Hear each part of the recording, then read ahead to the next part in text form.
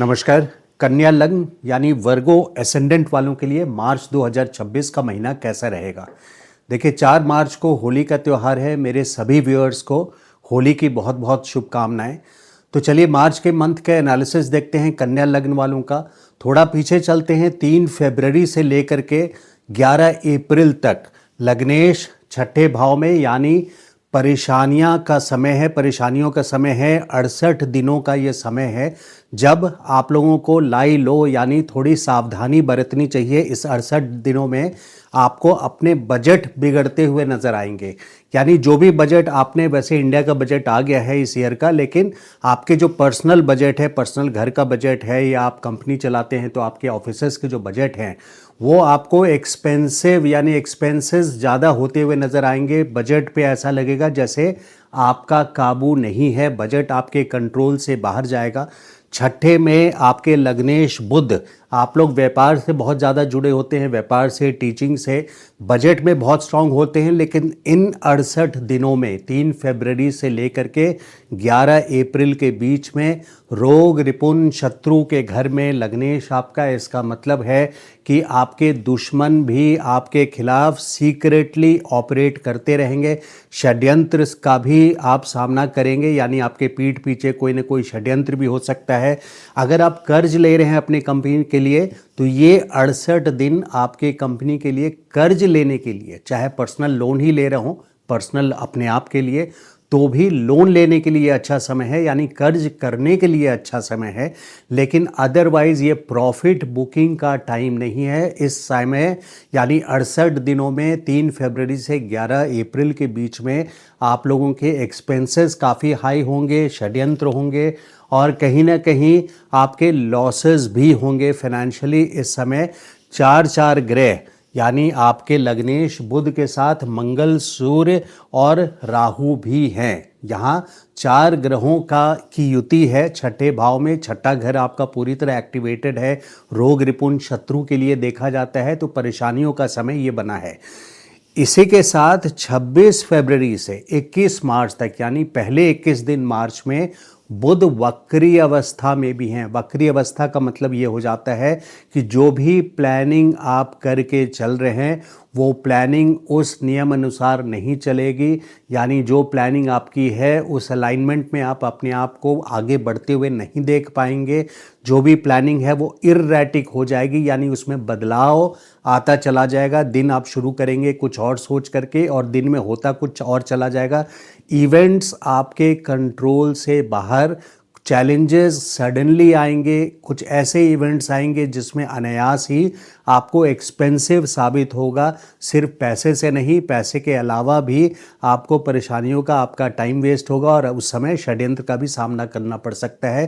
तो ये सेटबैक का टाइम है, 68 डेज का, 68 दिनों का सेटबैक का टाइम है 3 फरवरी से लेके 11 अप्रैल तक, जिसमें विशेष करके 21 मार्च तक खास करके सावधान रहें। वक्री अवस्था में लग्नेश बुध काफ़ी इंटेंस यानी तीव्र रिजल्ट्स देंगे। काफ़ी ज़्यादा आपको परेशानी यहाँ 21 मार्च के अंदर सामना करना पड़ सकता है। लेकिन वहीं पे शुक्र उच्च के हैं आपके 7वें घर में। जो लोग मैरिड हैं उनके लिए ये बहुत अच्छा रोमांटिक टाइम साबित होगा। अपने पति या पत्नी के साथ, जो भी स्पाउस आपके हैं उनके साथ बॉन्डिंग बनाने का ये बेस्ट टाइम है। 2 मार्च से लेके 26 मार्च तक शुक्र उच्च राशि में है और यहाँ पे शुक्र उच्च राशि के होके लग्न को भी देख रहे हैं। तो इस बात को आप देखिएगा कि कहीं ओवर लग्न को देखने की वजह से ओवर कंफर्ट या कंफर्ट पाने के सिलसिले में, ओवर इंडल्जेंस में यानी उसमें लिप्त हो जाना, ज़्यादा इंडल्जेंस में, कंफर्ट में हो सकता है कि आप चले जाएं, जिसको आपको अवॉइड करना है। स्टे एक्टिव और अलर्ट रहना बहुत ज़रूरी है क्योंकि बुध पूरे मार्च के महीने में 11 अप्रैल तक छठे भाव में है। 11 मार्च से आपको बृहस्पति आपके 10वें स्थान पे, यानी काम धंधे को देखें, बिजनेस या जॉब के लिए देखें तो मार्च के पूरे महीने में केयरफुल तो रहना ही है, 11 अप्रैल तक केयरफुल रहना है। लेकिन एक गुड न्यूज़ ये है कि जो 10th हाउस में बृहस्पति का रोल बहुत इम्पॉर्टेंट होता है, बहुत पॉजिटिव होता है, एक्सपेंशन एंड ग्रोथ को दर्शाता है। तो ये ग्रोथ आपको 11 मार्च से बृहस्पति मार्गी हो जाएंगे, वक्री अवस्था से निकल जाएंगे, लेकिन पूरा ग्रोथ आपको पूरी तब नजर आएगी पॉजिटिविटी जब आपके लग्नेश भी 11 अप्रैल को मार्गी हो जाएंगे। वो मार्गी तो 21 मार्च को हो जाएंगे, लेकिन 11 अप्रैल को वो छठे भाव से निकल के 7वें भाव में आ जाएंगे। यानी 11 अप्रैल से वो स्थिति बनेगी जब आपके लग्नेश फेवरेबल पोजीशन, पॉजिटिव पोजीशन पे 7वें घर में रहेंगे और बृहस्पति का असर आपको देखने को मिलेगा 10th हाउस में, आपके बिजनेस में या आपके जॉब में प्रमोशंस, बिजनेस में ग्रोथ, एक्सपेंशंस के चांसेस आपके मई महीने तक 10th हाउस में। प्रेशर ज़रूर फील हो रहा होगा आप लोगों को, प्रेशर कुकर वाली सिचुएशन होगी आप लोगों की।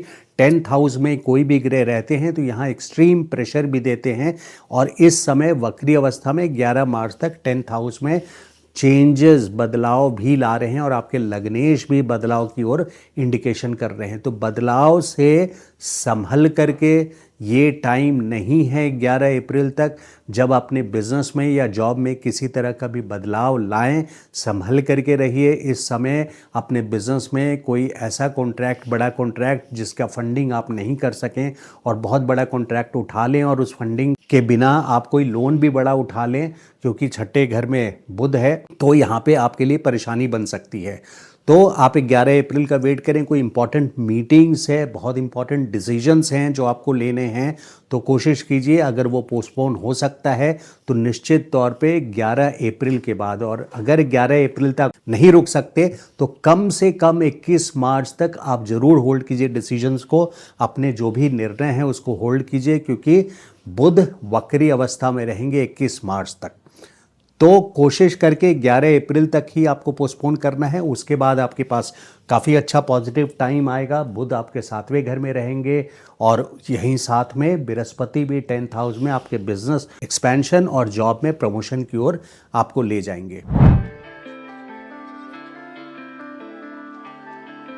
अब स्टूडेंट्स के लिए देख लेते हैं। देखिए स्टूडेंट्स के लिए, क्योंकि पंचमेश यहाँ पे आपके 7वें घर में है और शुक्र 2 मार्च से 26 मार्च तक, तो मार्च के महीने में शुक्र के साथ पंचमेश का होना यानी शनि का होना, यहाँ पे स्टूडेंट्स के लिए एक ओवर कंफर्ट जोन में आप ना चले जाएं। शुक्र के साथ काफ़ी इंजॉयमेंट और पिकनिक विकनिक पे मत चले जाइएगा।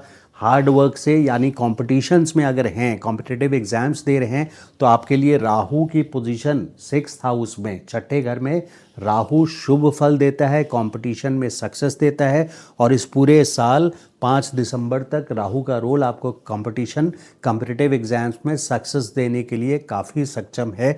बृहस्पति भी आपके बहुत अच्छे पोजीशन तक मई तक हैं 10th हाउस में, और मई के बाद भी जून से अक्टूबर में उच्च एग्जॉल्टेशन साइन में रहेंगे आपके 11वें भाव में, और यहाँ से सीधे सीधे आपके बुद्धि स्थान को, 5वें स्थान को देखेंगे, जिसको विद्या स्थान भी बोलते हैं। ग्रेजुएशन भी देखते हैं 5th हाउस से, 10+2 देखते हैं 4th हाउस से, ग्रेजुएशन देखते हैं आपके 5th हाउस से, और कॉम्पिटिटिव एग्जाम्स देखते हैं छठे घर में जहां राहु स्थित है।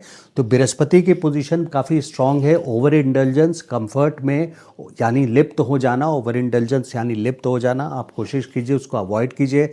2 मार्च से 26 मार्च के बीच में शुक्र एग्जॉल्टेड हैं। स्टूडेंट्स का ये रहा। लव अफेयर्स में जो है, लव रिलेशंस में, उनके लिए देखिए ये रोमांटिक टाइम है, और जिनकी कुंडली में लव मैरिज के योग हैं, जिनकी जन्म कुंडली में योग हैं, संभवतः 2 मार्च से लेकर 26 मार्च तक शनि शुक्र के साथ होने के वजह से एग्जॉल्टेशन राशि में शुक्र हैं, और उसी के साथ पंचमेश हैं यानी शनि हैं, जिसके वजह से यहाँ आपके लव रिलेशंस मैरिज में कन्वर्ट हो सकते हैं। जिनकी जन्म कुंडली में ये है तो उसकी टाइमिंग 2 मार्च से 26 मार्च तक ये होता हुआ नज़र आएगा, 2 मार्च से 26 मार्च तक। तो बहुत केयरफुल रहने वाले डेट्स खास करके जो इस महीने के हैं वो है 2 और 3 मार्च को। 2 और 3 मार्च को चंद्रमा 12वें स्थान पे हैं केतु के साथ, तो यहाँ पे काफ़ी ज़्यादा परेशानी का सामना करना पड़ सकता है। चंद्रमा यहाँ से आपके छठे घर को भी एक्टिवेट कर रहे हैं, तो एक्सपेंसेस, खर्चे यहाँ बढ़ेंगे। आप इस डेट को नोट कर लीजिए, 2 और 3 मार्च, और इसके अलावा 16, 17 और 18 मार्च। 16, 17 और 18 मार्च चंद्रमा छठे घर में रहेंगे, तो छठे घर में यहाँ पे फिर से जो नेगेटिव इवेंट्स को ट्रिगर होना है उसमें बल देंगे। तो 16, 17, 18 विशेष करके कोई इम्पॉर्टेंट मीटिंग्स होल्ड नहीं कीजिएगा। तो ये था विश्लेषण कन्या लग्न वालों का, वर्गो एसेंडेंट वालों का मार्च 2026 का महीना।